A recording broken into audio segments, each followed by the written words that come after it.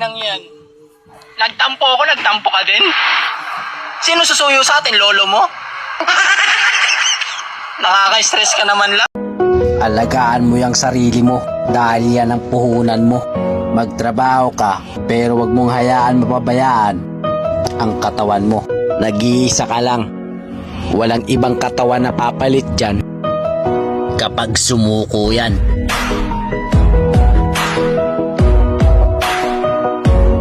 Nothing is easy. Nothing is free.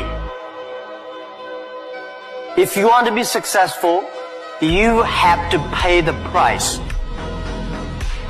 Totoo pala na kapag ang lalaki ay laging antukin at laging gutom, karaniwang maiyain at torpe, minsan suplado. Pero kapag nakilala mo, napakamalambing at maasikaso. At higit sa lahat, bahay at trabaho lang ang mundo niya, wala ng iba. Kaya tandaan mo, sila ang mga lalaking hindi baba. Parang biro lamang dumating ang tulad mo,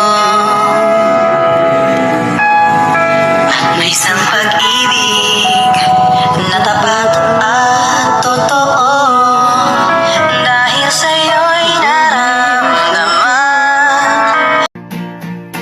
Met it had a lie, but I think I lost and said it always fine. Said it from the coffee, remember how I died. We decided walking, that's my life, that's my life. I put up a fight, I take it on my earrings. Don't you know the vibe? Don't you know the feeling? You should spend the night, that's me on your ceiling. That's your right, that's your right.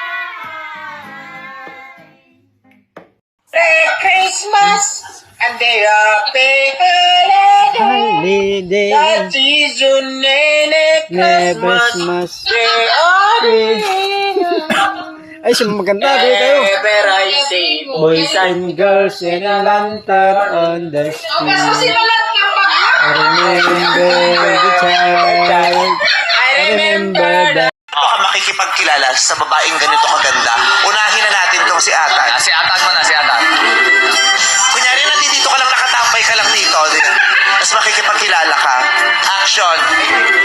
ikaw na pala